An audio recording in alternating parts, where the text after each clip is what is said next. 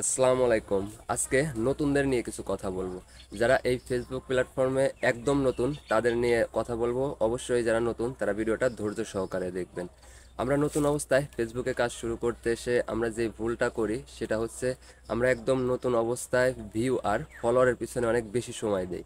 আমরা চিন্তা করি যে কিভাবে অতি দ্রুত ফলোয়ার বাড়ানো যায় বা কিভাবে আমাদের ভিডিওতে হাজার হাজার ভিউ আনা যায়। এই ভিউয়ার ফলোয়ারের পিছনে ছুটতে গিয়ে আমাদের যে মেইন ফোকাস ভিডিও, মানে ভিডিওর দিকে কিন্তু আমাদের মেইন ফোকাসটা রাখা দরকার। এই ফোকাসটা কিন্তু আমরা সেখান থেকে সরিয়ে ফেলি। আমরা মূলত ভিউয়ার ফলোয়ারের পিছনে ছুটতে গিয়ে কিন্তু ভিডিওর দিক থেকে আমাদের ফোকাসটা অনেকটাই সরিয়ে ফেলি। এই ভুলটা যদি আমরা কন্টিনিউ করি তাহলে কিন্তু এই ফেসবুক প্ল্যাটফর্মে কখনোই সফল হওয়া সম্ভব না। তাই আমি নতুন ভাই এবং বোনদের বলবো, আপনারা ফেসবুকে নতুন কাজ শুরু করতে আসলে অবশ্যই আপনাদের মেইন ফোকাসটা আপনারা ভিডিওর উপর রাখবেন। আর এই ফেসবুকে কিন্তু রাতারাতি মানে সফল হওয়ার কোনো সেটিংস বা কোনো সম্ভাবনা নেই। এখানে আপনাকে ধৈর্য ধরে কাজ করতে হবে। আপনার যে ভিডিওগুলো আছে সেগুলো ভালোভাবে করতে হবে এবং কোয়ালিটিফুল ভিডিও করতে হবে, তবেই কিন্তু আপনার ভিডিওতে ভিউ বেশি আসবে।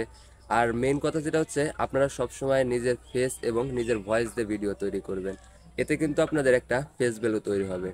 আর কোনো কারণে যদি কোনো একটা সময় গিয়ে আপনার পেজ ডিলিট হয়ে যায় বা কোনো হ্যাকারে হ্যাক করে নেয়, সেক্ষেত্রে আপনার যদি এই প্ল্যাটফর্মটাতে একটা ফেস ভ্যালু থাকে, সেক্ষেত্রে আপনি পুনরায় মানে উঠে দাঁড়ানোর মতো কিন্তু একটা অপশন পেয়ে যাবেন যদি আপনার ফেস ভ্যালু থাকে। আর নতুন অবস্থায় কাজ শুরু করলে অবশ্যই আপনারা মিউজিক অ্যাভয়েড করবেন।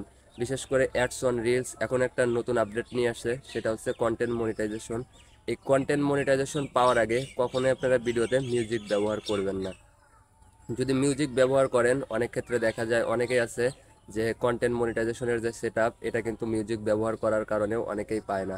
তো আপনারা অবশ্যই মিউজিক ছাড়া ভিডিও করার চেষ্টা করবেন এবং সবসময় নিজের ফেস এবং নিজের ভয়েস দিয়ে ভিডিও করবেন। আর বিশেষ যে কথা সেটা হচ্ছে, আপনারা অবশ্যই ধৈর্য ধরে এবং কোয়ালিটিফুল ভিডিও এই প্ল্যাটফর্মে সবসময় আপলোড দিয়ে যাবেন, তবেই কিন্তু আপনি সফল হতে পারবেন। এখানে ধৈর্য না ধরে আপনি যদি তাড়াহুড়া করেন, অতিরিক্ত ভিউ এবং ফলোয়ারের পিছনে ছোটেন, যে আমার ভিডিওতে তো ভিউ আসে না, আমার পেজে তো ফলোয়ার বাড়ে না, দিনে 2টা 4টা করে ফলোয়ার বাড়ে, এভাবে কি কাজ করা যায়?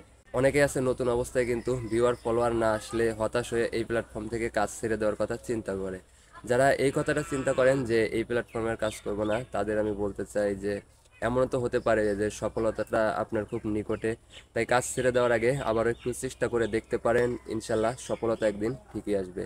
তো সবশেষে নতুনদের জন্য অনেক অনেক শুভকামনা রইলো। আশা করি সবাই এই প্ল্যাটফর্মে একদিন সফল হব।